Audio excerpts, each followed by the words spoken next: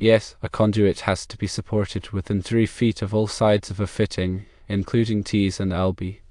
National Electrical Code Section 314.23e General states that fittings shall be securely fastened and supported in accordance with 344.30.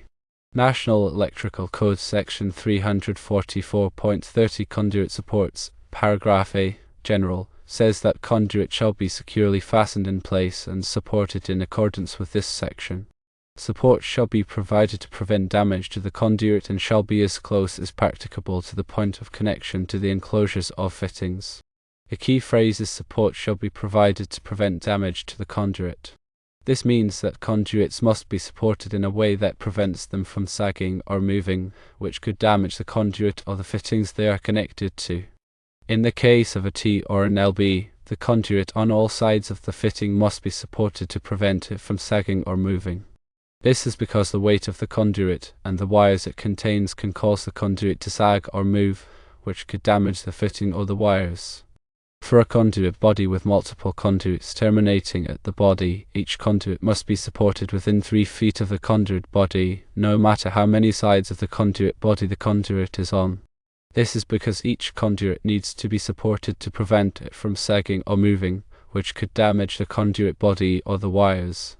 Therefore, 314.23 and 344.30 require that each conduit terminating at a conduit body be supported within 3 feet of the conduit body, regardless of how many sides of the conduit body the conduit is on. Proper support prevents stress in the conduit and fittings, ensuring a safe and reliable electrical system. Neglecting to support the conduit properly can lead to several issues. Firstly, excessive strain on the fittings can cause them to loosen or break, leading to potential electrical hazards. Secondly, unsupported conduits may sag over time, creating an unsightly and unprofessional appearance. Thirdly, movement of the conduit can damage the conductors inside, resulting in short circuits or other electrical problems. The National Electrical Code mandates specific requirements for conduit support to mitigate these risks. These requirements are designed to ensure the structural integrity and longevity of electrical systems. When installing conduits, it's crucial to adhere to these guidelines meticulously. Failing to do so not only violates code but also compromises the safety and reliability of the entire electrical installation. The 3-foot rule for supporting conduits near fittings is a fundamental aspect of proper electrical work. It's essential to understand why this requirement exists and how to implement it correctly. By providing adequate support, you can prevent damage to the conduit, fittings, and conductors, ensuring a safe and compliant electrical system. Understanding the principles behind conduit support is crucial for any electrician or electrical contractor. It's not just about following the code but also about ensuring the safety and reliability of the electrical installation. By understanding the forces at play and the potential consequences of inadequate support, you can make informed decisions about how to properly support conduits in various situations. Remember that the goal is to prevent damage to the conduit, fittings, and conductors, and to ensure that the electrical system functions safely and reliably for years to come. This means that conduits must be supported in a way that prevents them from sagging or moving, which could damage the conduit or the fittings they are connected to. This applies to all types of conduit, including rigid metal conduit, intermediate metal conduit, electrical metallic tubing, and flexible metal conduit. The type of support used will depend on the type of conduit and the specific installation conditions. For example, rigid metal conduit may be supported by straps, clamps, or hires, while flexible metal conduit may be supported by cable ties or straps.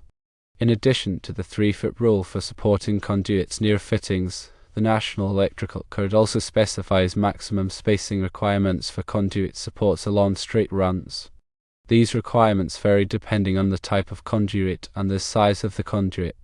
For example, rigid metal conduit is typically supported every 10 feet, while electrical metallic tubing is typically supported every 6 feet.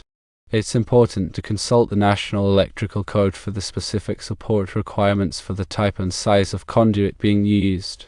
These requirements are designed to prevent the conduit from sagging or moving excessively, which could damage the conduit or the conductors inside. When installing conduits in areas where they may be subject to physical damage, such as in factories or warehouses, it's important to provide additional support and protection.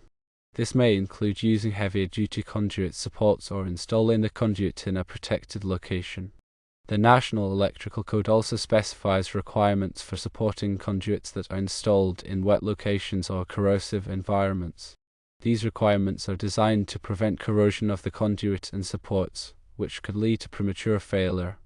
In these situations, it's important to use corrosion-resistant materials and to provide adequate drainage to prevent water from accumulating around the conduit.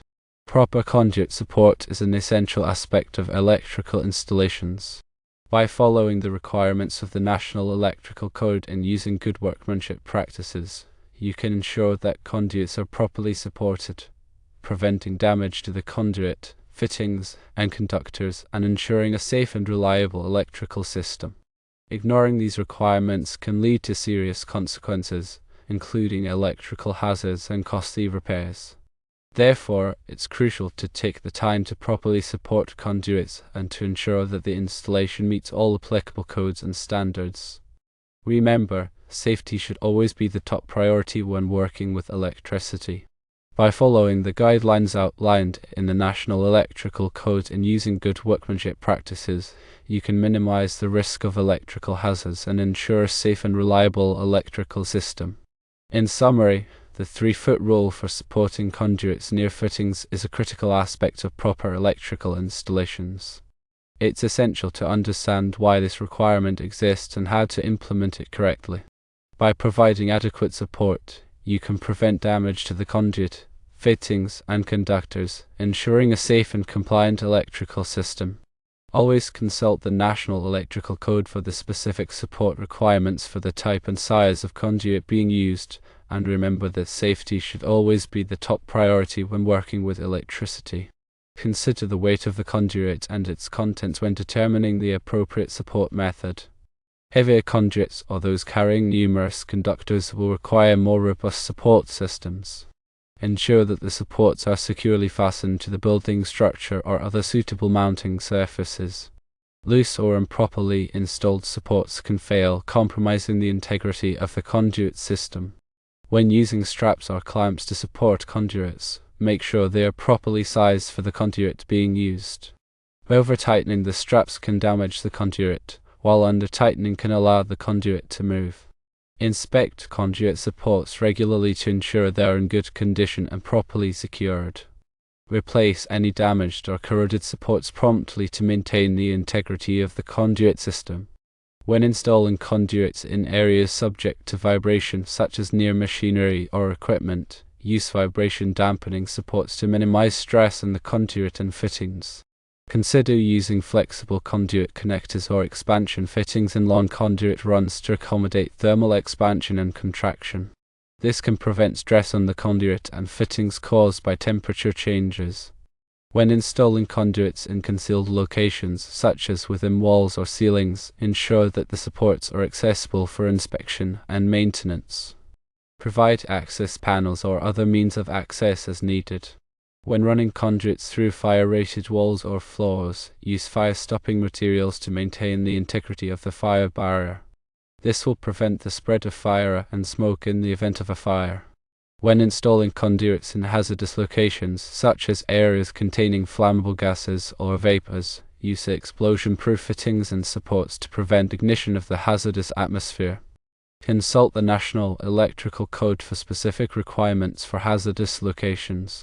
When installing conduits in underground locations, use corrosion-resistant conduits and supports to prevent corrosion caused by soil moisture and chemicals. Consider using concrete encasement or other protective measures to further protect the conduit from corrosion and physical damage. When installing conduits on rooftops, use supports that are designed to withstand wind and weather conditions. Ensure that the supports are securely fastened to the roof structure and that they will not damage the roofing material. Consider using roof-penetrating supports that are specifically designed for this purpose. When installing conduits in areas subject to seismic activity, use seismic-rated supports that are designed to withstand earthquake forces. Consult local building codes for specific requirements for seismic design. When installing conduits near other utilities, such as gas lines or water pipes, maintain adequate clearance to prevent interference or damage. Consult local codes and regulations for specific clearance requirements. When installing conduits in areas with limited space, use compact conduit supports that minimize the amount of space required.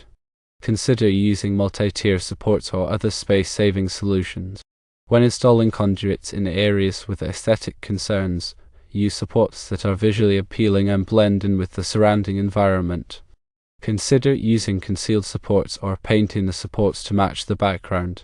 Always follow the manufacturer's instructions when installing conduit supports.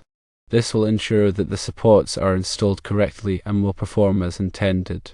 When in doubt, consult with a qualified electrician or electrical engineer to ensure that the conduit system is properly supported and meets all applicable codes and standards. Proper conduit support is not just about following the rules, it's about ensuring the safety and reliability of the electrical system. By taking the time to do it right, you can prevent problems down the road and ensure that the electrical system functions safely and efficiently for years to come. Remember to always prioritize safety when working with electricity.